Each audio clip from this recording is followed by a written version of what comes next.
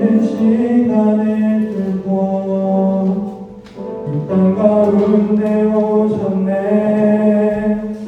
우리 없는 하늘 원치 않아 우리 삶에 오셨네.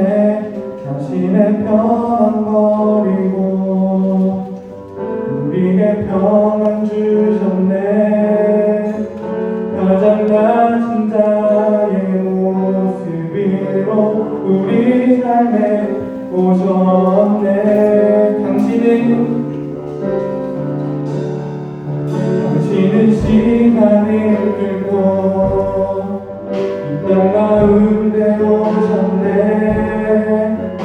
우리 없는 하늘 원치 않아 우리 삶에 오셨네. 자신의 평안 버리고 우리의 평안 주셨네. 가장 낮은 자의 모습 위로 우리 삶에 오셨네.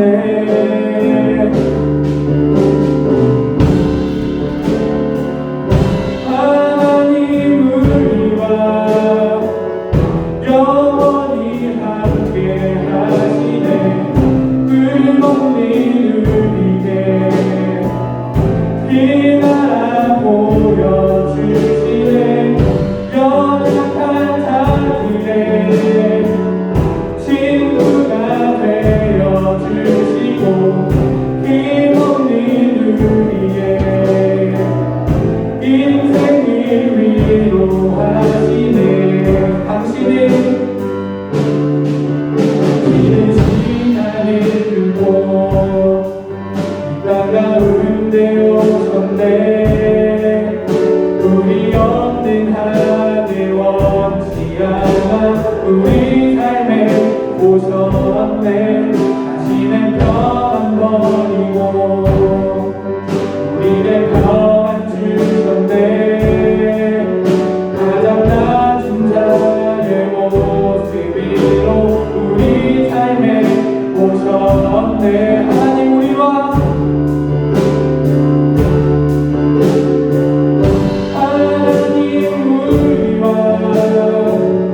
영원히 함께 하시네. 끝없는 우리에게 이 나라 보여주시네. 연약한 자들의 친구가 되어주시고 힘없는 우리의 인생을 위로 한 번 더 하나님 우리와 영원히 함께 하시네. 끝없는 우리에게 이 나라 보여주시네. 연약한 자들의 친구가 되어주시고 힘없는 우리의 인생을 위로하시네.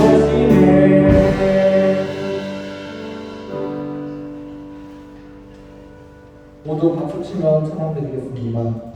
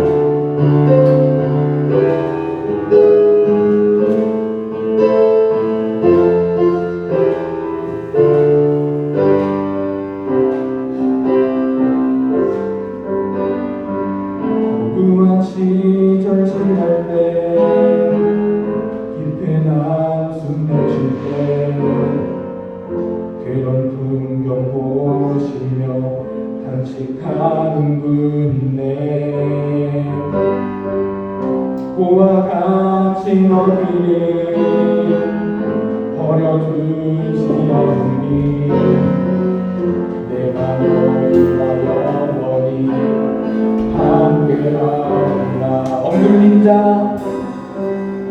억눌린 자 갇힌 자 자유 안에 있는 자 비난처럼 되시네 성령님 계시네. 주의 영이 계신 곳에 잠자유하노라네. 진리의 영이신 성령이 오셨네. 성령이 오셨네. 성령이 오셨네. 내 주에 보내신 성령이 오셨네. 우리 인생 가운데 친히 찾아오셔서 피나 꿈꾸게 하시네. 허무한 시절 지날 때 기쁜 한숨 내쉴 때 그런 풍경 보시며 안식하는 분들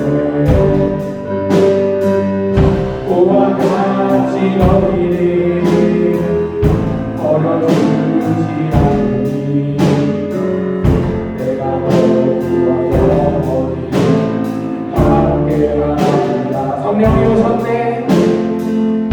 성령이 오셨네. 성령이 오셨네. 내 주에 보내신 성령이 오셨네. 우리 인생 가운데 친히 찾아오셔서 피나 꿈꾸게 하시네. 성령이 오셨네. 성령이 오셨네. 성령이 오셨네. 내 주에 보내신 성령이 오셨네. 우리 인생 가운데 친히 찾아오셔서 피나 꿈꾸게 오늘 이 시간 기도로 하나님께 나아가도록 하겠습니다.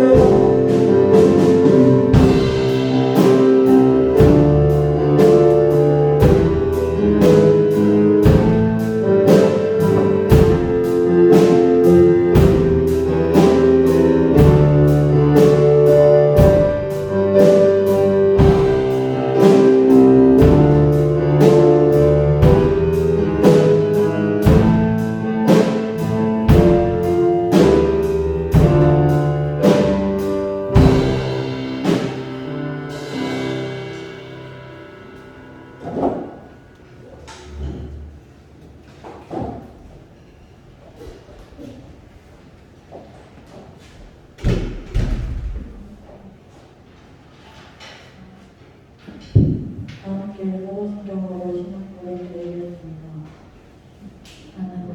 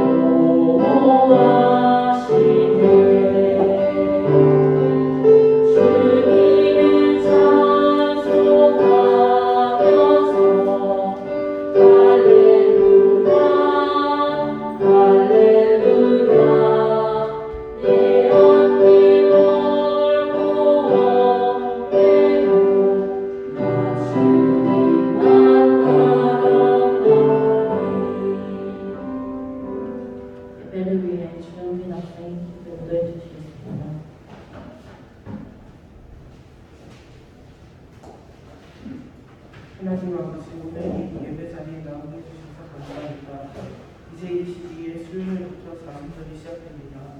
이 사순절 동안 우리를 위해 죽으신 예수님께 감사한 마음이 심고 살아가게 해주세요. 저번 한 주도 건강하게 해주셨듯이 이번 주도 건강하게 해주세요. 예수 그리스도의 이름으로 기도합니다.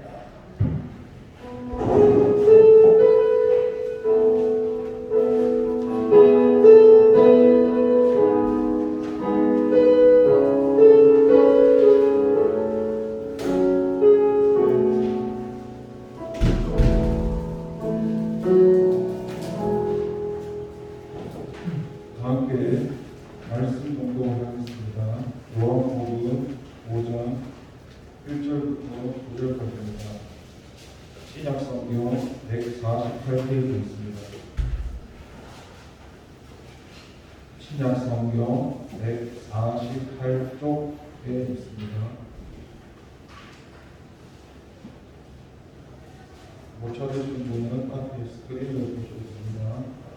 함께 공독하시도록 하겠습니다. 그 후에 유대인의 명절이 되어 예수께서 예루살렘에 올라가시니라. 예루살렘에 있는 양문 곁에 히브리 말로 베르스라는 곳이 있는데 거기 행각 5이 있고 그 안에 나가는 병자쟁이, 다리 저는 사람, 혈기 많은 사람들이 누워 물의 움직임을 기다리니 이는 천사가 가끔 곳에 내려와 그를 움직이게 하는데 움직임 후에 먼저 들어가는 자는 어떤 병이 걸렸는지 낫게 되기라. 거기 38의 병자가 있더라. 예수께서 그 누운 곳을 보시고 병이 벌써 오래된 줄 아시고 이르시되 내가 낫고자 하느냐. 병자가 대답하여 움직임이 또 보준 사람이 없어 내가 가는 동안에 다른 사람은 먼저 내려가니라. 예수께서 이르시되 일어나 내 자리를 그 사람이 못 나와서 자리를 들고 걸어가니라. 이날에 안식일이라. 아멘. 잠깐 기도드립니다.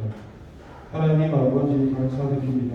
하나님 우리를 사랑하셔서 이렇게 귀한 말씀을 주셨습니다. 이 시간 이 말씀으로 은혜를 나누고자 합니다. 성령 하나님 이 시간 말씀하시고 우리 안에 생명으로 역사하여 주시옵소서. 감사드리고 예수님의 이름으로 기도드립니다. 할렐루야. 반갑습니다. 22일부터 제2수요일 사순절이 시작되는 첫날부터 부활절까지 주일까지 사순절 공연이 시작되는데 사실 이 기간에는 예수님을 생각하는 것이 아니라 평소에 우리는 예수님을 생각하며 살아야 되는 사람이죠. 제가 이제 청년부 같은 경우에는 주일 예배를 빼고도 매일매일 서로 말씀을 보내고 말씀을 함께 하고 합니다. 한 번씩 중고등부 다투게 보내는 거 있죠. 청년부는 매일매일 그렇게 말씀으로 함께 하고 있는데 그 중에 한번 보셨는지 모르겠는데 한번 존경한 거 얘기한 적이 있었죠. 신앙에 대해서 성경 지식으로도 좋은데 신앙이라는 건 하나님과 관계성 속에서 순종하는 것이다. 그것만 기억하면 다른 성경 지식이 필요한 게 아니라 몰라도 큰 문제가 되지 않다고 했던 부분이 있을 겁니다. 그 하나님 관계성 속에서 순종하는 이 부분이 이걸 신앙의 본질이라고 하는데 오늘날 비방하는 것이 아니라 많은 목사님들이 말씀을 하실 때 믿음을 이야기하실 때 원래 그 믿음 안에는 성경에서 믿음과 순종이 함께 있거든요. 그 믿음이라는 말에는 순종이 따로 분리되는 게 아니라 함께 있습니다. 성경을 다시 한번 원어를 보시면 아시겠지만 믿음과 순종이 따로 되어 있지는 않습니다. 그런데 기본주의나 자유주의나 비판하는 않지만 목사님들이 믿음 따로 순종 따로 자꾸 이렇게 많이 가르치시는 것을 많이 보았습니다. 그분들은 가르치시는 제가 어떻게 내가 할 말은 없지만 제가 말씀드리고 싶은 것은 믿음 안에는 순종이 따로 되는 것이 아니라 함께 한다는 것을 여러분이 꼭 기억하셨으면 좋겠습니다. 그것을 신앙이라고 말씀합니다. 지금 오늘 1절에 보면 그 후에 유대인의 명절이 되어 예수께서 예루살렘에 올라간다고 얘기합니다. 여기서 유대인 명절이 정확히는 모르겠지만은 유추에 봤을 때 이것이 6월절이라고 합니다. 그런데 예수께서 예루살렘에 올라가시는데 혼자 올라가시는지 제자들과 함께 올라가시는지 뭐 때문에 올라가시는지 일단 말씀하지 않습니다. 그런데 아까 제가 처음에 소개에 말씀드린 대로 우리가 신앙의 본질을 보았을 때 예수님은 하나님이시고 하나님의 아들이시지 않습니까?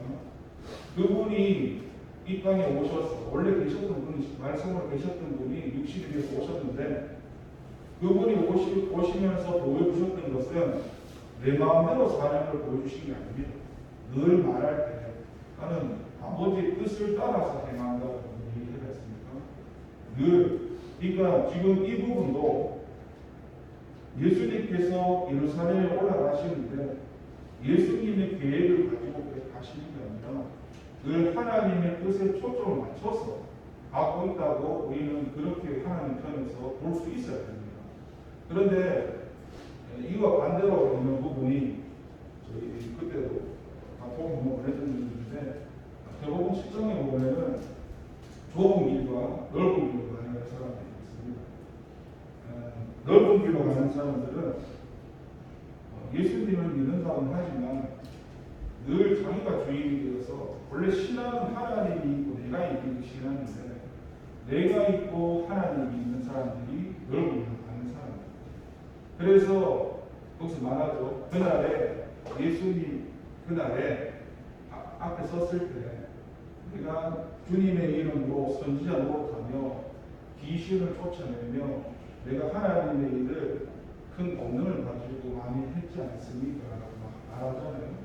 근데 예수님이 뜬금없는 대답을 하시거든요. 뭐라 얘기하시면 하면 불법을 행한 자들아 내게서 떠나가 나는 너희를 알지 못한다라고 얘기하거든요. 그러니까 한번 생각을 해보십시오. 교회관이고 그러니까 이 세상에는 예수님 믿는 사람이 있고 믿지 않는 사람이 있죠. 좀 억울하지 않을까요? 이 땅에 살면서 교회를 열심히 다니시고 남들 오는 시간에 구별되어서 예배드리고 공동생활 열심히 하고 주님의 일도 열심히 했단 말이에요. 세상 사람처럼 좀 더 놀 수 있는데 놀고 시간을 많이 소장하면서 살아가는 것 같아요. 우리 기준에서 말합니다. 근데 주님 앞에 딱 갔는데 칭찬을 하시는 게 아니라 오히려 주님께서 책망을 하신다면 얼마나 가슴 아프지 않겠습니까? 맞죠? 그래서 오늘 본문 1절과 마찬가지로 그것을 우리한테 말씀하시는 겁니다. 그 신앙이라는 것은 늘 하나님의 뜻을 따라서 가는 것이다. 내 계획대로 가는 것이 아니다. 그래서 알아야 합니다. 세상에는 자기를 위해서 사는 사람이 많고, 그러니까 자기를 위해서 사는 사람이 되면 안 됩니다. 그리고 심지어 주변에서 너는 이런 사람이 되었으면 좋겠어라고 하잖아요. 그런 사람도 되면 안 됩니다. 그럼 어떤 사람이 되어야 되느냐? 오직 하나님께서 원하시는 사람이 되어야 됩니다. 왜냐하면 하나님이 예수님의 생명과 바꿔서 우리를 구원하셨으니까 우리 존재는 내 것이 아니기 때문에 하나님 것입니다. 하나님의 뜻대로 되는 게 맞겠죠. 오늘 본문은 38년 된 그 병자를 예수님께서 찾아오셔서 치료해 주시고 만나 주시는 그 부분입니다. 우리 2절과 3절 말씀을 또 함께 소리 내서 읽어보도록 하겠습니다. 2절과 3절을 좀 띄워주시겠습니까? 함께 읽겠습니다. 예루살렘에 있는 강문 곁에 히브리 말로 에데스라는 곳이 있는데 거기 gat이고 그 안에 많은 병자, 여기 바리새인 사람, 혈기 많은 사람들이 누워 우리의 움직임을 기다리니 이처럼 세상에는 이런 무거운 짐에 밀려서 힘들어하고 실험하는 사람들이 많습니다. 이 2절과 3절을 읽으면서 한 가지 분명하게 알 수 있는 것은 그들의 짐이 너무 무거워서 실험하고 있었다는 겁니다. 우리가 로마서 1장 14절에 보시면 여러분이 잘 아시는 사도 바울이 그렇게 얘기합니다. 헬라인이나 야만인이나 내가 그들에게 빚짐자라고 얘기합니다. 그 사도 바울이라는 사람은 우리의 윤리 도덕으로 봤을 때는 전혀 문제되는 분이었는데 그런 분이 뜬금없이 내가 저 헬라인이나 야만인한테 빚을 졌다고 합니다. 하나님 관계성 속에서 하나님을 만나서 남의 세계에서 만난 그 하나님, 그 순간뿐만 아니라 그때부터 시작해서 계속 하나님과 관계성 속에서 함께 하다 보니까 그 하나님의 뜻을 알게 된 겁니다. 쉽게 말해서 저기 내 옆에 여러분 가정에 다 예수님 믿으십니까? 저는 저희 어머니랑 믿으시니까 형과 아빠는 안 믿으시거든요. 제 친구들도 다 믿는 사람이 없습니다. 쉽게 말해서 하나님의 뜻은 왜 하나님이 나를 구원하셨느냐? 믿지 않는 우리 아버지나 형이나 친구들이나 그 사람들을 구원하시기 위해서 나를 먼저 구원하신 겁니다. 그것이 하나님 관계성 속에서 깨달은 것이 사도 바울이 고백했던 헬라인이나 야만인이나 빚짐자라고 했습니다. 내가 저들한테 빚을 졌다는 겁니다. 빚이 없습니다. 봉조준도 없고 손에 끼친 것도 없고 인간의 눈으로 보면은 빚이 한 개도 없습니다. 무슨 상관입니까? 하나님 편에서 보니까 저들이 아직 하나님을 알지 못하는 그 이유가 거기에 대해서 내가 나를 구원하신 그 하나님의 뜻을 보니까 빚을 졌다는 겁니다. 그러면은 세상 사람 마찬가지죠. 그 하나님의 뜻을 발견하면 하나님을 모르고 살아가는 그 세상 사람들에 대해서 여러분 무관심할 수 있겠습니까? 그것이 깨달아지지 않는다면 무관심하겠죠. 왜냐? 하나님이 나만 구원하셨구나. 나만 천국 가면 되는구나.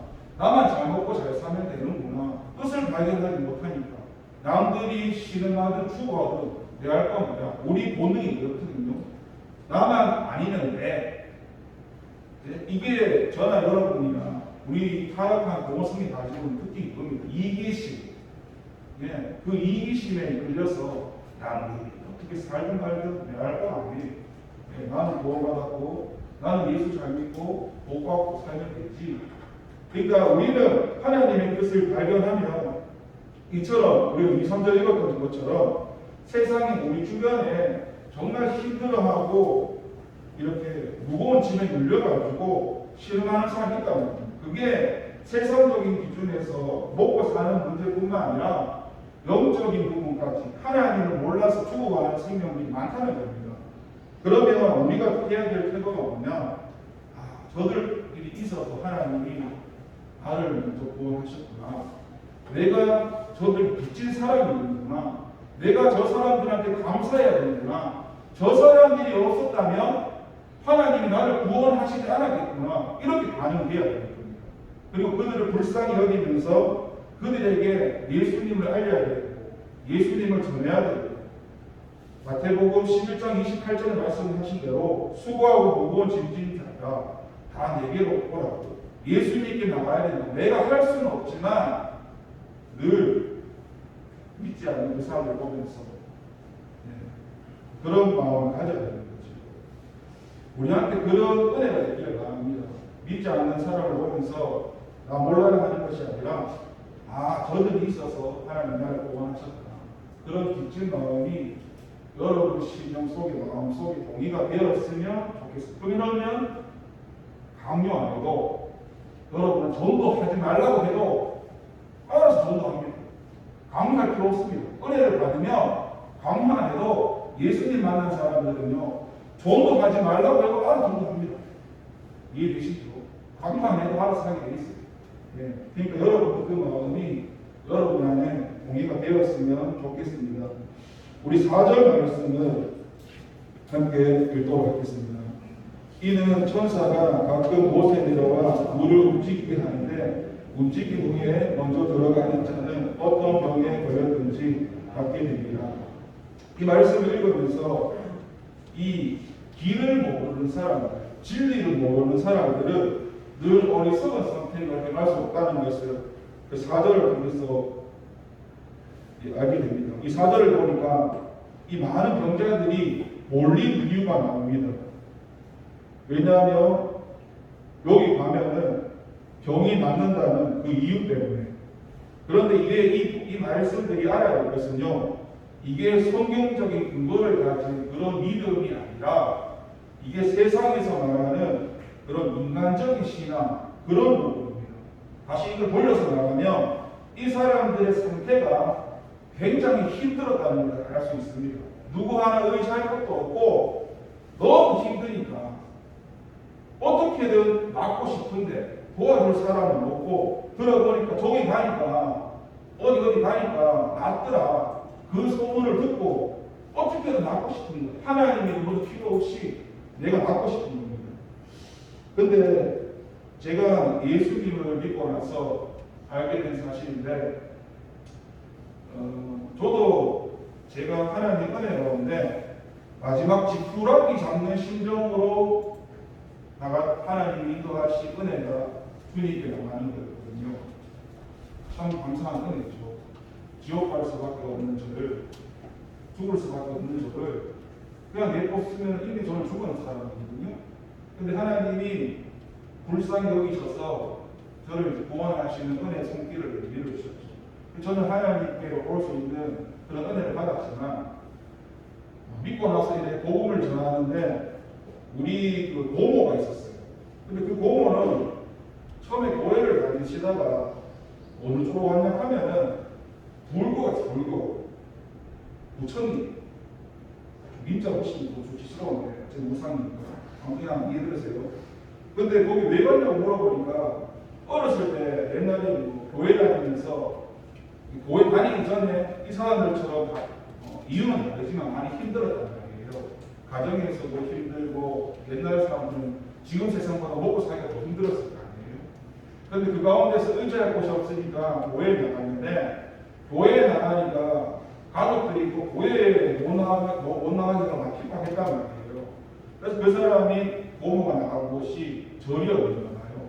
근데 문제는 뭐냐면 그 고모한테 어떤 질병이나 답답함이나 그런 것 제가 다 알 수는 없지만 그런 게 있었는가 봐요.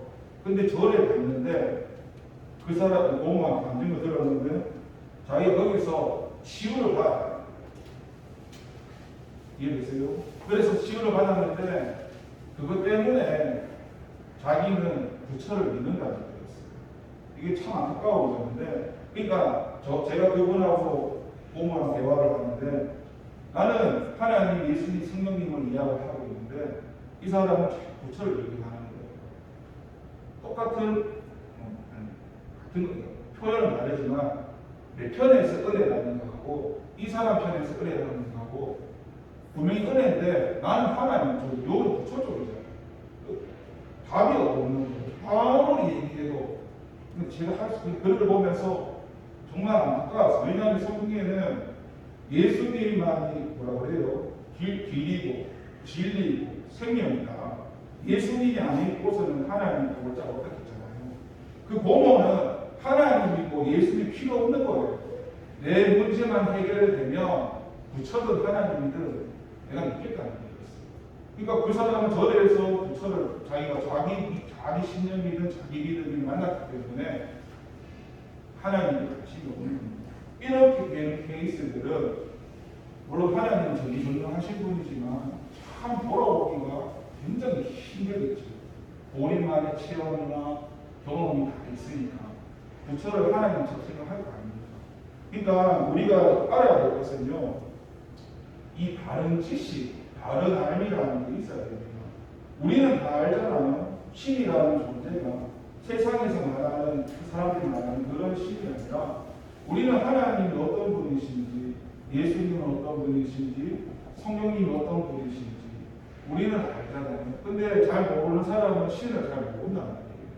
그냥 당장 내 문제를 해결해 주면 그것을 신으로, 내가 할 수 없는 나보다 힘을 더 가진 사람, 절대자를 신으로 모시니까 그런 잘못된 가운데 갈 수 있다는 것을 알 수 있습니다. 이걸 성경적으로 말을 해본다면 성경에서 사울 왕이라는 사람이 나오죠. 그 사람이 처음에 하나님의 은혜를 줬어. 하나님의 은혜를 주시니까 되게 겸손한 자세로 나갔거든요. 나 같은 사람은 내가 뭐라고. 그런데 그 사람의 이렇게 가는 그런 신앙의 여정을 보면요, 하나님이 원하시는 뜻을 따라가는 게 아니라 자기만의 순종도 하지만 불순종하는 부분이 참 많아서 알겠죠. 믿음이라는 것은 순종이 전제된 거지 믿음과 순종이 따로 가는 게 아니라. 그리고 그 사람의 마지막 삶을 보면요, 진짜 자기가 위급한 상황에서 하나님께 나아갔는데 하나님이 대답을 안 하시니까 그가 찾아간 곳이 그런 우상 숭배하는 접신 그런 사람을 찾아가서 마지막 결과를 보게 됩니다. 이처럼요, 우리가 하나님을 믿는다면 하나님이 우리한테 당장에 응답을 안 하실 때도 참 많을 겁니다. 내 기도를 안 들어주실 때도 참 많을 겁니다. 근데 여러분이 아셔야 될 게, 하나님은 기도를 안 들으시는 게 아닙니다. 기도를 들으시는데 어떨 때는 그 기도에 대해서 바로 응답하시는 경우도 있을 것이고, 그 기도가 잘못된 기도를 했기 때문에 응답 안 하시는 것도 있을 것이고, 그게 하나님 때가 달라가지고 하나님 때가 돼서 응답하실 수도 있을 것이고, 나는 다 알지 못하지만 내가 생각하는 것보다 하나님이 보실 때 더 좋은 곳으로 주시려고 또 그렇게 하시는 경우가 보통 한 4가지 경우가 있거든요. 기도에 대해서는. 그래서 우리가 주님을 믿는다면 의심하거나 불평하거나 참 어려운 부분인데 끝까지 하나님을 신뢰하면서 가는 부분이 중요합니다. 이거를 그냥 그렇게 믿으십시오. 그냥 믿으십시오. 이렇게 하면 참 힘든데, 그래서 아까 제가 처음에 말씀드린 대로 신앙이라는 건 하나님이라는 그 관계가 형성이 되어야 됩니다. 하나님과의 관계성 속에서 하나님을 만나고 또 그런 관계가 지속적으로 가야만 우리가 하나님의 관계가 앞으로 나가는 부분에서 이렇게 전진할 수 있는 부분이 생기지요. 우리 지금 5절 말씀을 다시 한번 읽어보겠습니다. 5절 말씀입니다. 거기 38해 된 병자가 이 예수님께서는 지금이나 오늘이나 내일이나 이 인간의 절망 가운데 찾아오신다는 것을 5절 말씀을 통해서 알 수 있습니다. 이 명절에 찾아오신 이 예수님께서 먼저 찾아가 주셔서 만나주시는 그 예수님의 모습을 알 수 있습니다. 이것을 통해서 한번 생각해 보아야 할 것은, 저와 예수님이 십자가에 죽으신 이유가 뭡니까? 우리의 죄 때문이죠. 자기 백성을 구원하실 자라고 얘기하시지 않습니까? 그러니까 우리 주변에, 아니 우리 마음속이나 우리 곁에는 늘 예수님이 우리 가까이 늘 계시다는 것을 알 수 있는 겁니다. 그 이해가 되시나요? 항상 주님은 나와 가까이 계시는데 우리가 그 주님을 등한시할 때가 너무나 많습니다. 그리고 예수님께서는요, 요한계시록 말씀을 보면은 늘 우리의 볼지어다라고 말씀을, 늘 우리의 마음을 두드리고 목하고 계십니다. 내가 너 마음의 주인이 되기를 원한다. 이 마음을 좀 열어줄래? 이렇게 끊임없이 우리 예수님께서는 늘 말씀을 하고 계십니다. 그런데 우리가 잘 깨닫지 못하고 알지 못해서 예수님이 나와 함께 계시는데도 알지 못하죠. 대표적인 경우로 그 제자들과 예수님의 모습 속에서, 그 바로 치료 모습 속에서 예수님이 내 옆에 주무시고 계신데 제자들이 예수님을 알지 못하니까 그 파도를 보면서 예수님 좀 살려주십시오. 내가 죽게 생겼습니다. 그러니까 예수님이 누군지도 잘 모르고 내 옆에 예수님이 있는지도 예수님이 잘 모르니까 예수님을 의지하지 않고 예수님을 바라보지 않고 어때요? 환경을 바라보는 경우가 생기겠죠. 베드로 같은 경우는 어때요? 예수님이 내게로 나오라 하니까 아이고 주님 그러면서 환경을 바라보지 않고 그 깊은 바다로 뛰어들었습니다. 우리의 이성으로는 이해 안 되지만 거기 성경에 보면은 물 위를 걸었다라고 나옵니다. 우리 이성은 이해가 안 되는 부분이죠.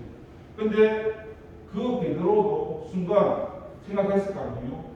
물 위를 걷는 건 말이 안 되는 소리잖아요. 근데 믿음 가운데 이루어졌는데 자기가 순간 걷다가 의심하니까 푹 빠져버리는 거예요.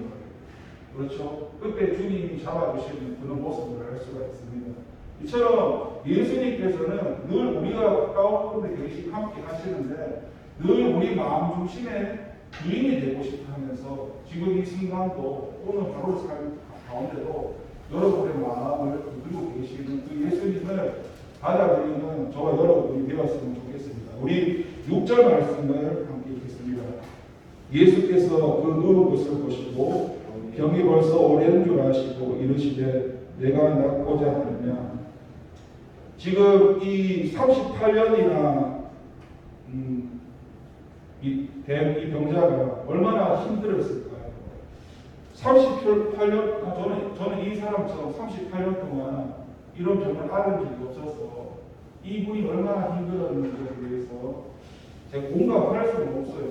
제가 38년이 내본 적 없었잖아요. 단지 이제 이 사람에 대해서는 유출을 해볼 때 굉장히 힘들었을 것이라고 생각할 뿐입니다. 그런데 예수님께서 물으시는 것은 이 38년 얼마나 지쳤을까 힘들고 근데도 아직 너가 38년 동안 힘들었는데 남은 생에 대해서 어떤 애착이나 의지가 남아있는지 혹시 예수님이 6절의 말씀을 통해서 물으셨는지도 모릅니다. 이게 뭐냐면 보통 사람들은 되는 대로 삽니다. 그런 사람 알겠죠? 세상 보면은 되는 대로 산다 이런 사람 많잖아요. 그런 사람도 많고 근데 우리는 되는 대로 사는 사람이 되면 아니고 우리는 늘 목표가 있는 사람이 되어야 됩니다. 우리의 정체성이 그리스도께서 우리를 죽으시고 우리를 이 땅에 보내신 그 이유가 아까 말씀했죠. 빚진 자의 그 사명, 그런 사명 의식이 우리 가운데 있거든요. 그런 사명 의식뿐만 아니라 우리는 다시 오실 그 예수님도 기다려야 되는. 그러면서 우리는 이 땅에서 어때요? 그렇게 주님 안에서 자라가야 되는 그런 사명 의식이 있습니다. 이 말씀을 통해서 우리 자신을 한번 돌아볼 수 있는 것은 우리가 하나님 그 가운데서 이렇게 되는 대로 사는 사람이 되지 않아야 된다는 것을 한 번 더 생각해 볼 수가 있고 우리한테 이 사람과 똑같은 것은 아니지만 다른 모양이에요. 우리한테 어떤 힘듦이나 고난이나 어떤 어려움이 왔을 때 그것을 극복하는 것이 예수님께서 물으셨을 겁니다. 은규야 너 정말 많이 힘들지? 내가 은규 사람 다 모르잖아. 내가 은성 사람 다 모르는데 보면 여러분 힘들 게 있을 거야. 근데 예수님이 똑같이 물으실 수 있습니다. 많이 힘들지 않느냐? 그런데 네가 정말로 낫고자 하느냐? 이렇게 똑같이 물을 수도 있어요. 그 힘든 가운데서. 그럼 그때 은성이나 은규가 어떻게 대답을 해야 될까요? 그때는 예수님을 믿고 의지하는 그 믿음을 고백해야 되겠죠. 결국 이 고난을 이겨내가는 것은 내가 주님밖에 없습니다.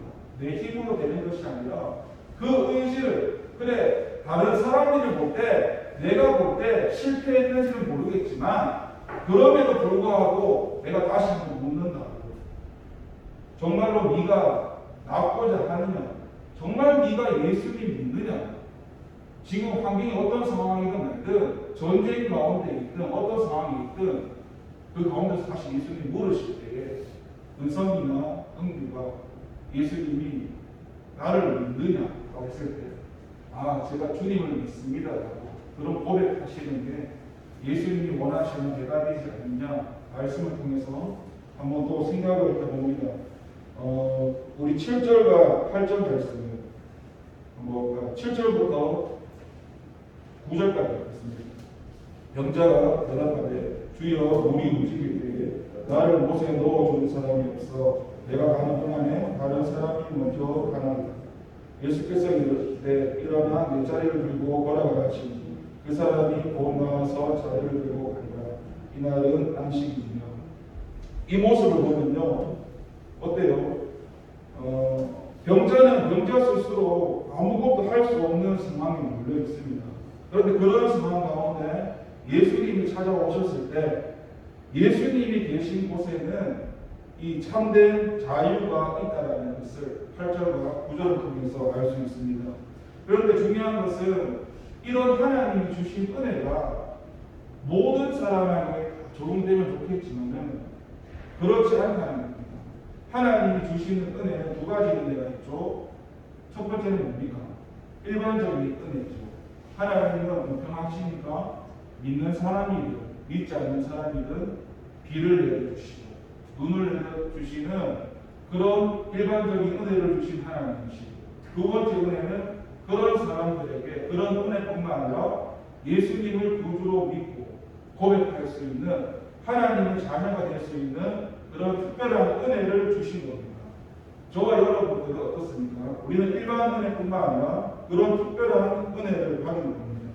그래서 예수님이 함께 하시는 곳에는 그런 참된 진리가 자유가 있다는 겁니다. 여러분들은 예수님 믿는다는 것에 대해서 혹시 얼마나 감사하고 사십니까? 여러분은 예수님 혹시 어떻게 생각하십니까?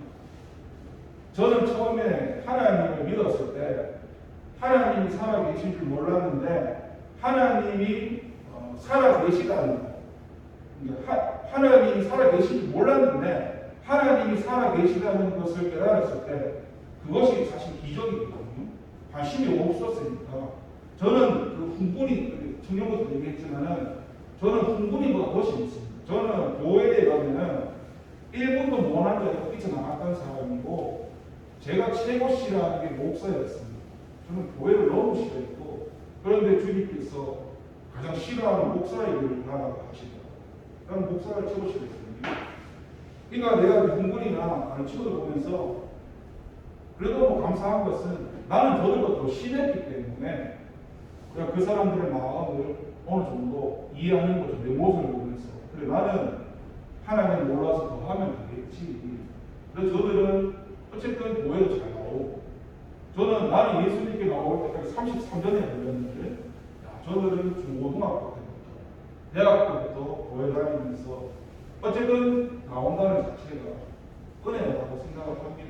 그런데 그 하나님이 살아계시다는 것을 깨달았을 때도 그 사실이 너무 감격되어져서 하나님을 제가 잘 몰랐는데도 살아계시다는 그것만으로도 주변 사람들한테 하나님 이야기를 많이 했거든요. 그 사람들이 나를 어떻게 생각하는 말들, 여기서 더 감사했던 게 뭐냐, 하나님이 살아계시기 너무 감사했는데 더 감사했던 것은 그 하나님이 내 아버지라는 사실에 더 놀랐습니다. 깜짝 놀랐습니다. 그분이 내 아버지라고 하니까. 우주 만물을 창조하신 그분이 내 아버지. 아버지나 우리 가족 하나밖에 없었는데 뜬금없이 또 하나님이 살아계시다는 걸 기적적으로 믿게 하시질 않나. 이제는 와가지고 아버지라고 하니까 기가 차는 겁니다. 여러분, 이런 걸 깨달았을 때 그런 감격이 얼마나 클까. 여러분은 하나님이 살아계시다는 게 믿어집니까? 그 하나님이 여러분의 아버지라는 게 믿어집니까? 이게 깨달아지면은 얼마나 감사하고 그럴까요? 그런데 얼마나 내 안에 강하고 담대한 그런 마음이 생길까요?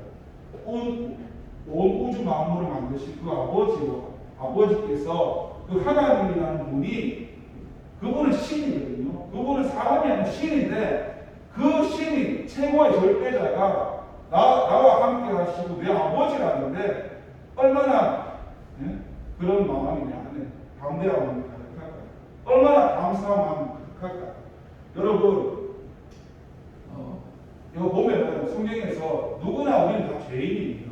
그런데 주님의 사랑을 깊이 깨닫는 분들은 자기의 죄를, 드러나는 죄들을 하나님께 더 크게 회복해야 되는 사람들이 있죠. 그런 사람들이 하나님을 깊이 사랑할 수 있습니다, 여러분. 교회 다니시면서 내 안에서 있는 그런 내 모습들을 감추지 마시고 하나님이 내 안에 것을 자꾸 드러내실 때 주님 앞에 회개하면서 그런 내 죄들을 회복받았을 때 주님에 대한 믿음이나 사랑도 더 커지는 것입니다.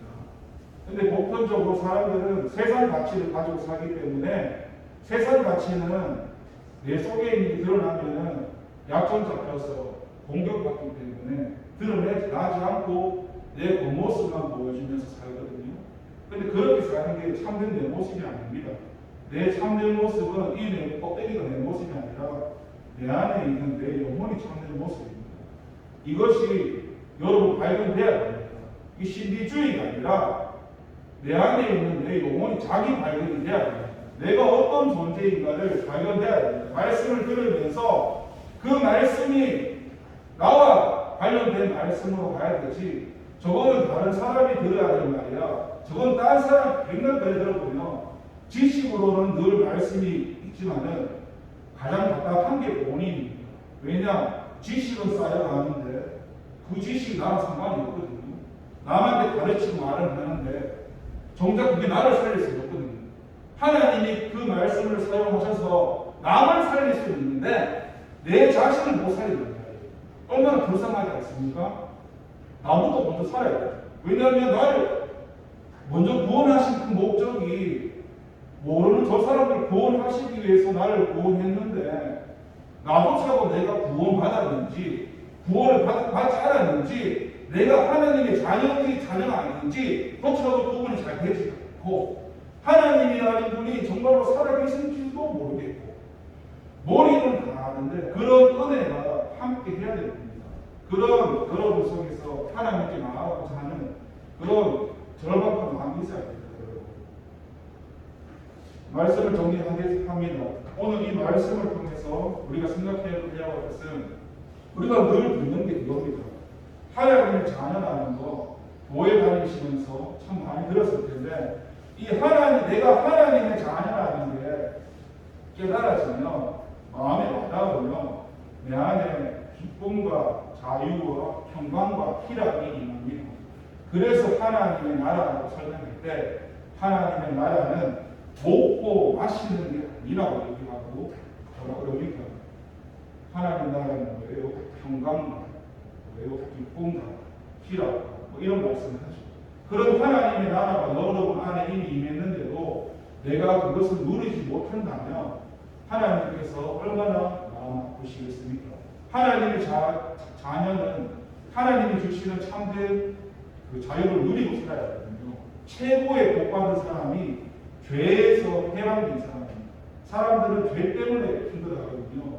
그런데 예수님이 그 죄를 사해 주셨으면 얼마나 자유롭게 살 수 있지 않겠습니까? 그것을 인간의 가장 힘든 부분을 예수님께서 그걸 짊어주시고 함께 해결해 주셨는데 그런 내 존재가 내 존재에 대해서 내 하나님의 자녀라는 이 존재에 대해서 다시 한번 생각해 보면서 여러분이 내가 하나님의 자녀라면 좀 자부심을 가지시고 당장에 내한테 느껴지는 조그마한 문제 때문에 고민하거나 아파하지 마시고 그런 것보다 더 크게 나와 함께 하시는 그 하나님을 바라보면서 살아가는 저와 여러분 되기를 기도드리겠습니다. 기도드립니다. 하나님 아버지 감사드립니다. 하나님 구원받았다는 은혜 굉장히 큰 은혜입니다. 그런데 그 은혜가 어떻습니까? 머리에서 마음으로 심령으로 영적으로 동의가 되지 않으니까 그 하나님의 자녀가 된 그 은혜를 마음껏 누리지도 못하고 여전히 내가 어떤 존재인지 잘 모르면서 살아갈 때가 많습니다. 그렇지만 하나님 오늘 말씀을 통해서 알 수 있는 것은 하나님은 늘 은혜를 주시고 계시는 분이고 지금도 우리에게 은혜를 주십니다. 그리고 우리한테 자유를 주시길 원합니다. 평강과 희락과 기쁨을 주시기 원합니다. 하나님이 주시는 그 기쁨을 누리면서 살아가야 되는데 누리지 못합니다. 왜 그럴까요? 내가 하나님을 받아들이지 않고 인정하지 않고 나를 믿고 나를 의지하기 때문입니다. 그런데 그런 우리에게 38년 된 그 병자의 그 모습을 아시고 먼저 예수님이 찾아오셔서 묻습니다.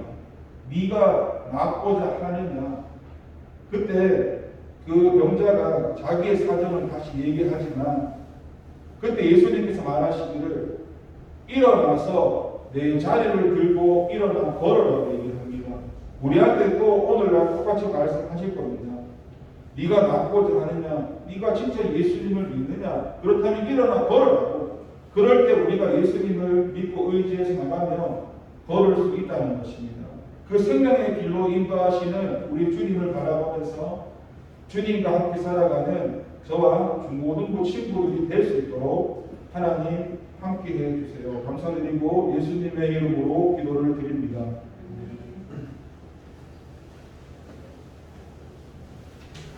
봉헌 찬송 50점 1절 3절을 하겠습니다.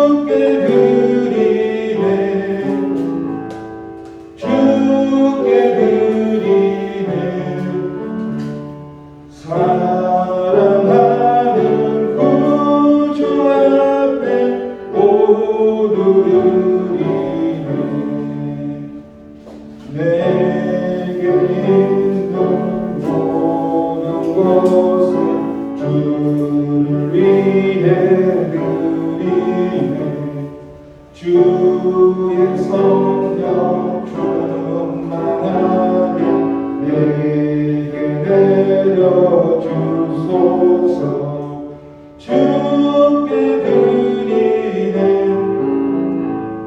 주께 드리네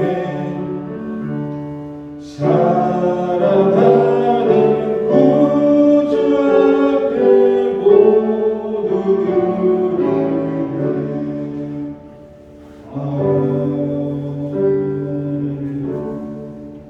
잠깐 기도를 드리겠습니다. 하나님 아버지 감사를 드립니다.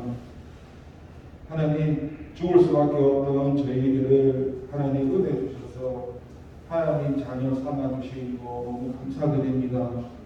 그 은혜를 어떻게 갚을 수 있겠습니까? 그 값없이 주신 은혜를 감사하면서 그 은혜를 나 혼자 간직하는 것이 아니라 다른 생명들을 살리는데 그 은혜를 사용할 수 있도록 주님 함께 해주시고 하나님께서 또 특별히 모든 것 다 하나님 것이지만 또 그 가운데 주님 것에 구별해서 하나님 앞에 헌금 드릴 수 있는 마음 주신 것 감사합니다. 때로는 이 헌금도 억지로 다른 사람의 시선이나 눈치를 봐서 헌금을 억지로 드릴 때도 있겠지만 거기에서 저 자유로워져서 나를 구원하신 그 은혜 감사해서 모든 것이 하나님의 것이라고 그 은혜 가운데 헌금을 드릴 수 있는 마음도 우리 가운데 주시고 우리의 모든 삶 가운데 주님이 늘 함께 하셔서 은혜가 넘치면서 우리 안에서 하나님 때문에 기뻐하는 그런 마음들이 우리 가운데 함께 하기를 주님 도와주세요. 감사드리고 예수님의 이름으로 기도를 드립니다. 주님이 가르쳐 주신 기도를 드리겠습니다. 하늘에 계신 우리 아버지, 아버지의 이름을 거룩하게 하시며 아버지의 나라가 오게 하시며 아버지 뜻이 하늘에서 같이 땅에서도 이루어지게 하소서. 오늘 우리에게 일용할 양식을 주시고 우리가 우리에게 잘못한 사람을 용서하여 준 것 같이 우리 죄를 용서하여 주시고 우리를 시험에 빠지지 않게 하시고 악에서 구하소서. 나라와 권능과 영광이 영원히 아버지의 것입니다. 아멘.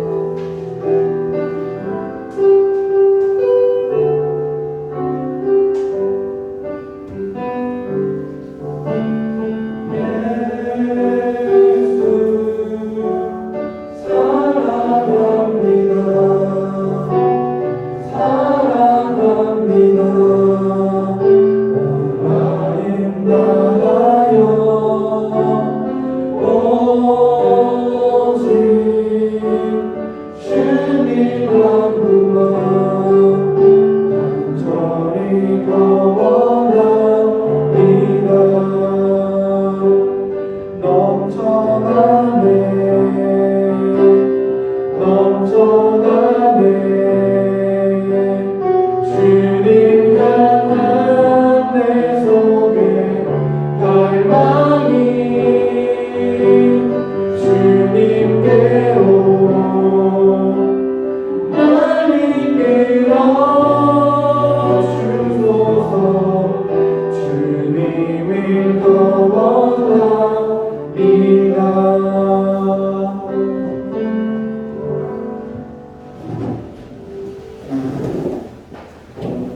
이 시간은 중고등부를 위한 기도를 시도하겠습니다.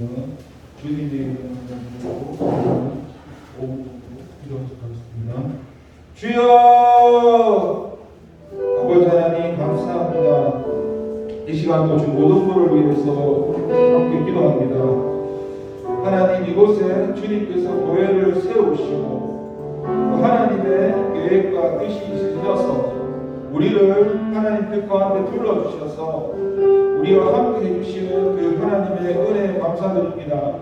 하나님께서 아무것도 아닌 저희들을 죽을 수밖에 없는 저희들을 불러주셔서 우리가 무슨 자격이 있는 것도 아닌데 값없이 하나님 은혜 가운데 자녀 삼아주시고 그 은혜도 감사한데 또 우리를 교회 가운데 교회 공동체 안에 직분 주시고 또 감당할 수 있는 그런 사역 그리고 그 사명, 소명, 하나님들을 주셔서 모든 것 하나님께서 하실 수 있도록 우리한테 주셨는데 우리가 그 사명에 대해서 감사하는 것이 아니라 무거운 짐으로 여길 때가 있었는지 형식과 습관으로 교회에 나가고 형식과 습관으로 주님을 찬양하지 않았는지 하나님은 살아계신 분이고 우리와 함께 하시는 분이고 지금도 우리의 마음을 두드리고 계신 그분인데 그 하나님을 바라보지 않고 당장에 내 앞에 펼쳐지는 문제와 환경 속에서 그것을 바라보면서 하나님 어디 계시냐고 하나님 살아계신 게 맞냐고 원망하며 불평하며 믿음 없음을 고백합니다. 하나님 우리를 불쌍히 여기시고 우리와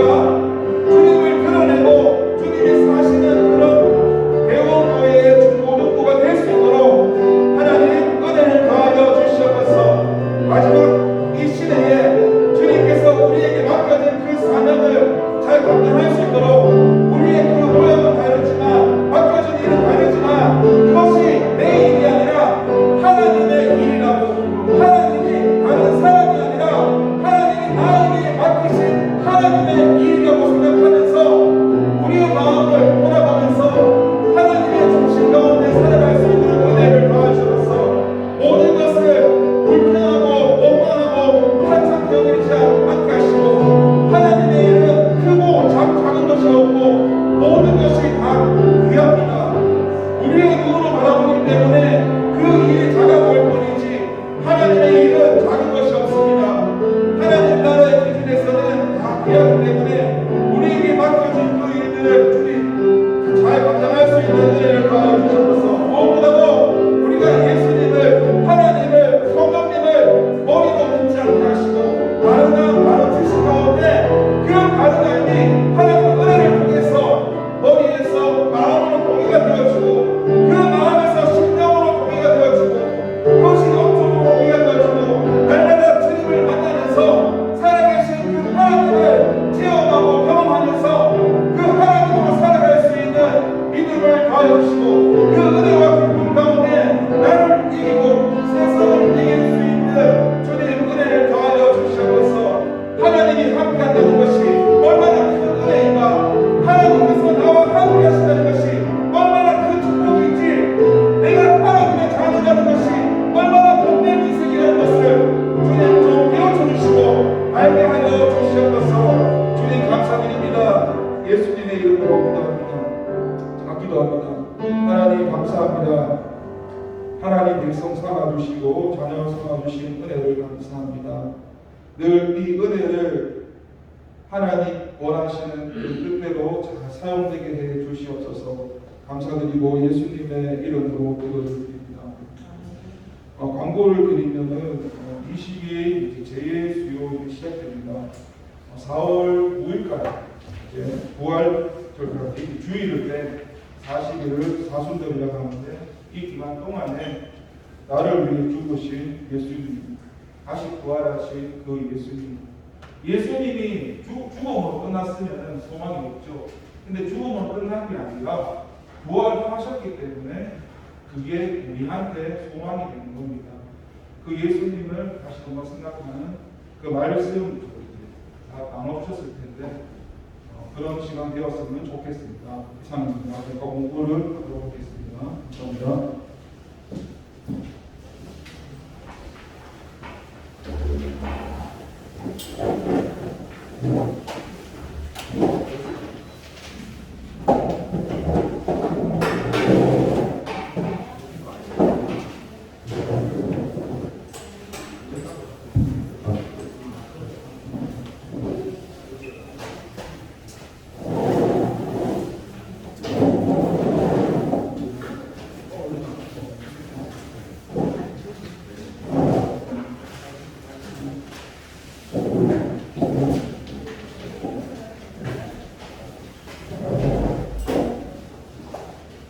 그렇게